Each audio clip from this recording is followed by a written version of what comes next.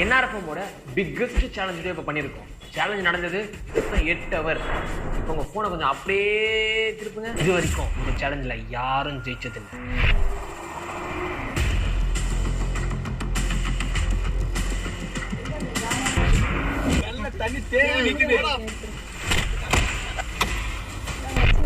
நாங்க பார்க்காத சேலஞ்சா?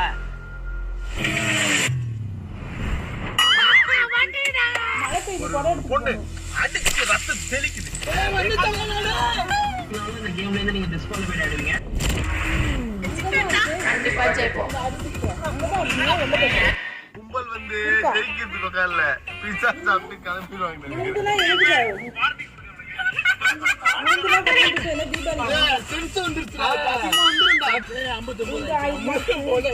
முடியல தலைவரே.